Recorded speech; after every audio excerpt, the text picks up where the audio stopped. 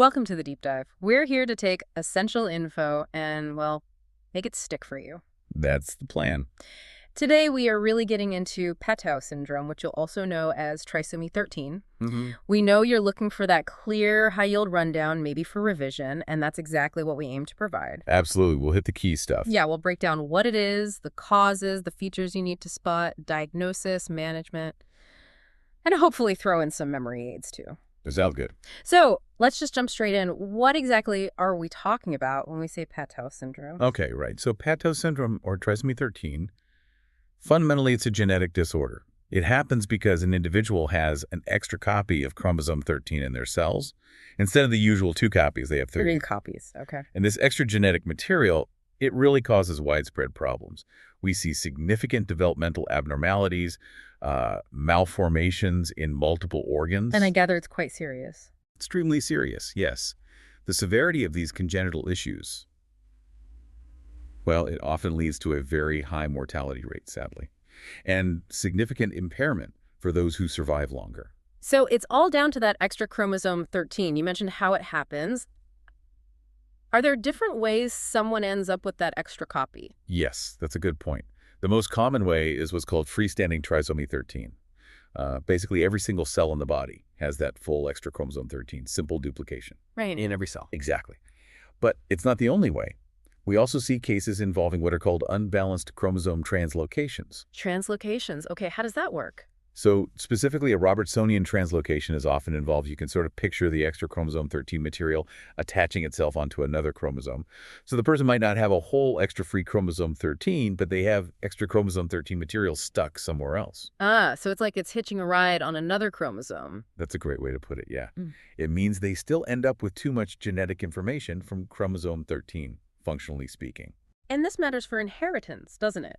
If a parent carries a balanced translocation. Precisely. Someone can carry a balanced translocation where the right amount of genetic material is present, just rearranged, and be completely healthy. But they have a higher risk of producing sperm, or eggs, that lead to an unbalanced arrangement in their child, like trisomy 13. Okay, that's clear. And there was another term you mentioned, mosaicism. Ah, yes, mosaicism. That's different again. In mosaic Patau syndrome, not all the cells in the body have the extra chromosome 13. So a mix. Exactly. Some cells have the normal 46 chromosomes and others have the 47 with trisomy 13. And what does that mean for the person? Well, it often means the effects can be quite variable. Generally, mosaic cases tend to be milder than full trisomy 13.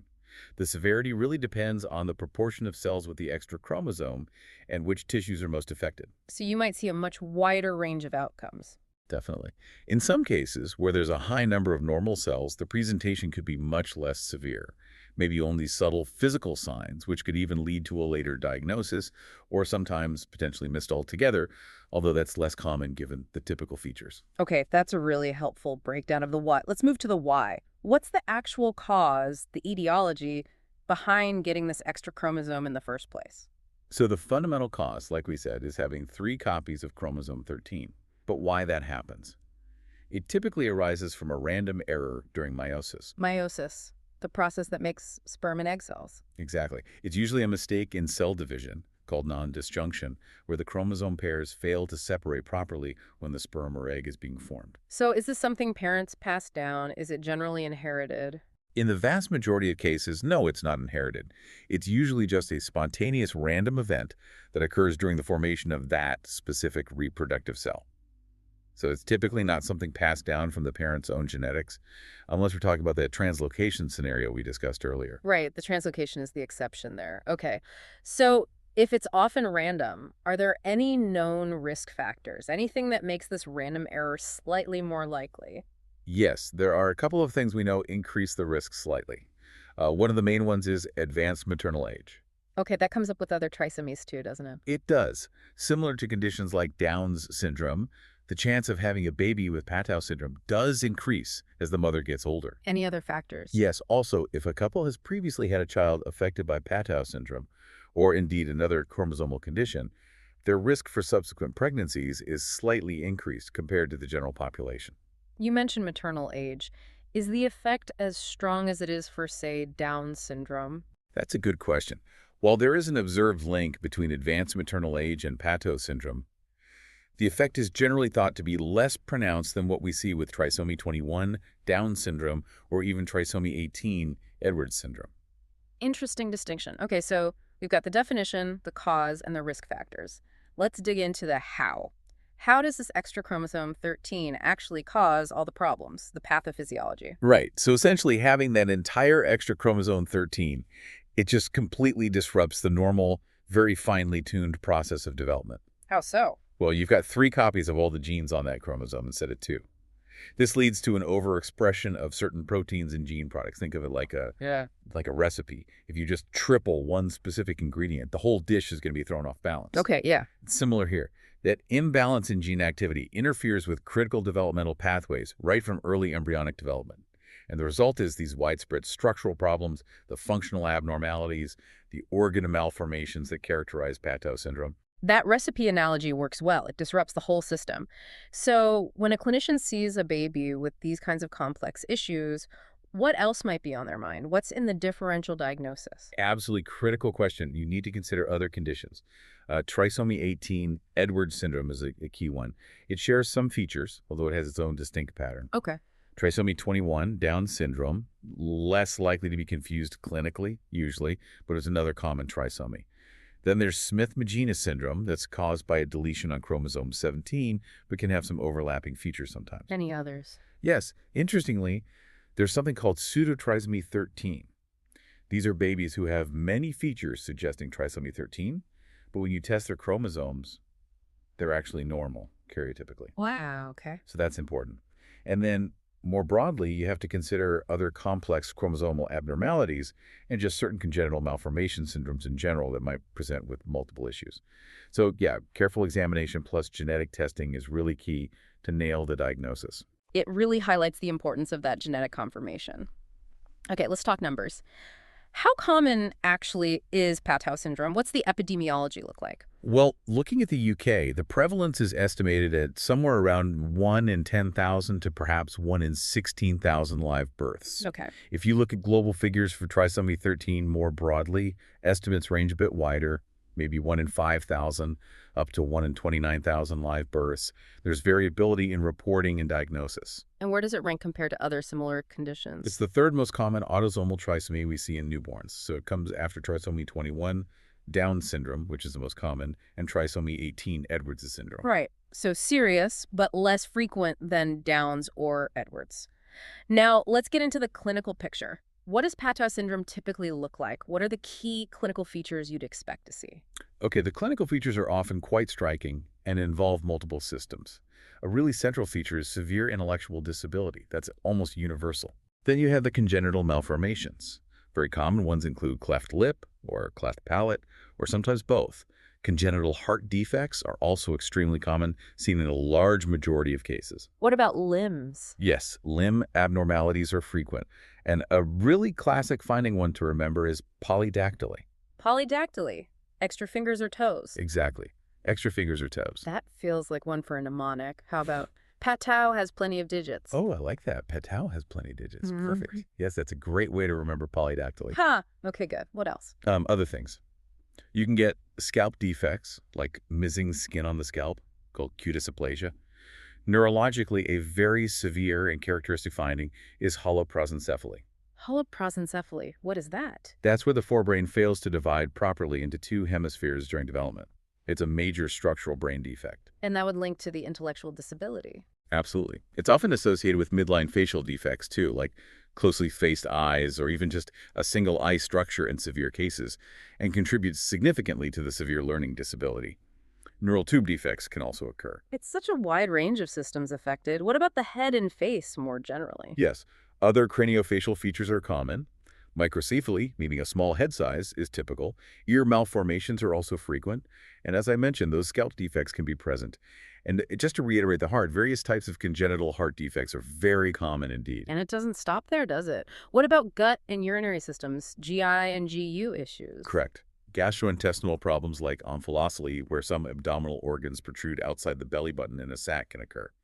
Hernias are also seen.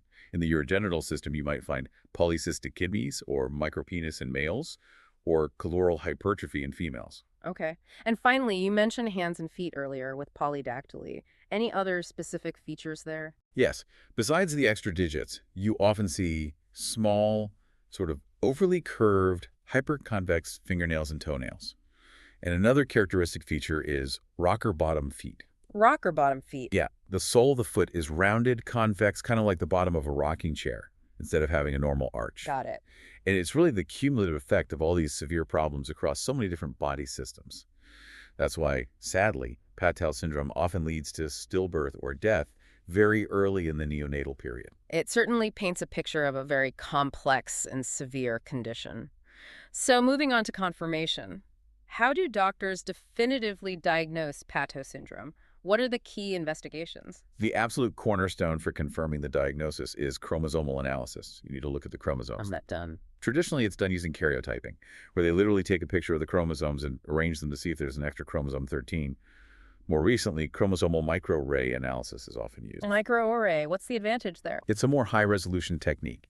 It can detect the extra chromosome 13, but also much smaller deletions or duplications elsewhere in the genome that karyotyping might miss.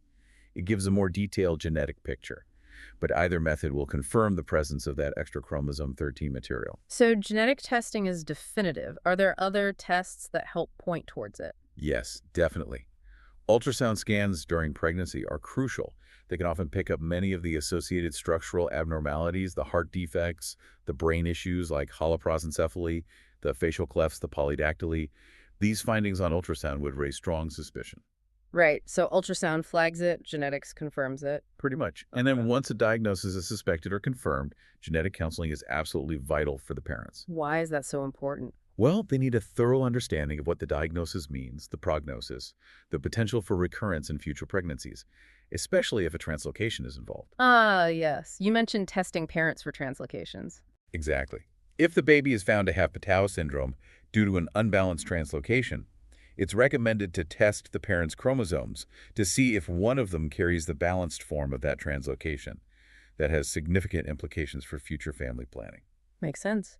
And options for future pregnancies. Yes, screening and prenatal diagnostic testing, like chorionic villus sampling, CVS or amniocentesis, are available for future pregnancies, especially if there's a known increased risk due to a previous affected child or a parental translocation. Okay. So diagnosis involves imaging, detailed genetic workup, and really crucial family support and counseling.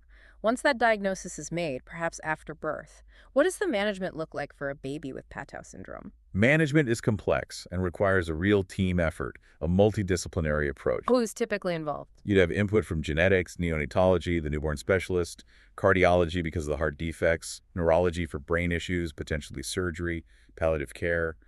Really, any specialist needed based on the baby's specific problems. And what's the main goal of management? The primary focus is on providing supportive care. It has to be tailored very individually to the baby's needs, addressing the specific health challenges they face, aiming for comfort and quality of life, however long that may be. Is surgery ever an option? Surgical interventions might be considered yes, but usually only for specific life-threatening conditions, like certain heart defects perhaps. The decision is always very complex, weighing the potential benefits against the significant risks and the baby's overall poor prognosis. Yeah, And critically, parental wishes are paramount in these decisions. that makes sense. What about something as basic as feeding? I imagine that can be difficult. Yes, feeding is often a major challenge, especially with cleft lip or palate or neurological issues affecting swallowing. Esogastric tube feeding or even a gastrostomy tube directly into the stomach might be necessary to provide nutrition. And again, decisions around that are complex. Very. All decisions about interventions, including feeding support, need very careful, sensitive discussion involving the parents, focusing on the infant's comfort and well-being above all else. It sounds like an incredibly difficult situation for everyone involved. Which brings us to the prognosis. What is the overall outlook for babies born with Patau syndrome? Unfortunately, as we've touched upon, the prognosis is generally very poor.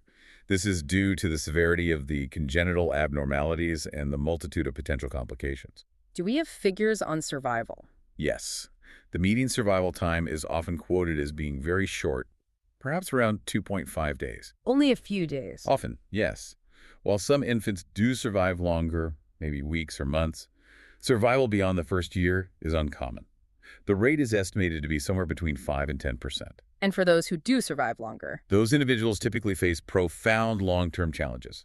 Severe intellectual disability is expected, along with significant developmental delays, a high likelihood of seizures, and often persistent feeding difficulties. That's a very sobering reality. You mentioned screening during pregnancy earlier. Could you just recap how Patau syndrome might be picked up before birth? Sure. So prenatal screening options exist. As we said, ultrasound can detect suggestive structural abnormalities. Then there's combined first trimester screening. That's the blood test and the neutral scan. Exactly. It combines maternal age, the neutral translucency measurement on ultrasound, and levels of specific hormones in the mother's blood PPA and HCG. This combination screening is quite effective, identifying over 90% of cases of trisomy 13. And later screening. Second trimester screening is also possible, usually involving different blood markers. And now, non-invasive prenatal testing, NIPT, which analyzes cell-free fetal DNA in the mother's blood, is increasingly used and is highly accurate for detecting common trisomies like 13. So there are several ways to screen. Yes, though it's worth remembering that screening only gives a risk assessment. A definitive diagnosis requires invasive testing like CVS or amniocentesis to analyze the baby's chromosomes directly. Right, and detection rates vary. They do. Diagnostic tests like amnio or CVS will pick up virtually all cases if performed. Serum screening alone has lower detection rates. And sometimes, despite screening, the diagnosis isn't made until after birth based on the baby's clinical features. We also need to remember that even after a prenatal diagnosis, some families choose to continue the pregnancy, preparing for the challenges ahead. Okay. Finally then, for babies who survive the initial period, what are the main complications they might face? The complications really stem from the underlying condition. So you have the profound intellectual disability and developmental delays we discussed. The congenital heart defects often require ongoing cardiology care and can cause problems. Structural abnormalities in other organs can lead to issues. Feeding difficulties often persist. Breathing problems or respiratory issues can arise from structural issues or recurrent infections. Vision and hearing impairments are also common. These children often have an increased susceptibility to infections, possibly due to immune system issues. And ultimately, even for survivors, there is still a significantly shortened lifespan compared to the general population. It really underscores the pervasive impact of that extra chromosome. It truly does. Okay, so to quickly recap our deep dive on Patau syndrome. It's a severe genetic condition, trisomy 13, caused by that extra chromosome. It leads to multiple significant physical and developmental problems. Severe intellectual disability, heart defects, facial clefts, polydactyly, those are key features to recall. Definitely. And understanding the cause, usually a random error in meiosis, the clinical features, the diagnostic approach involving genetics, and sadly, the generally poor prognosis is really crucial, especially if you are revising this topic. Absolutely. For more resources to help with MSRA revision, remember to check out pastthemsra.com. And freemsra.com as well. Great resources there. So maybe a final thought to leave our listeners with. Considering the severity, but also the variability we see, especially in mosaic cases, what are some of the key ethical considerations that arise around prenatal diagnosis and the subsequent management decisions for trisomy 13? Something to think about. A very important and complex question indeed. Thank you so much for joining us and sharing your expertise on this deep dive. My pleasure. And thank you for listening.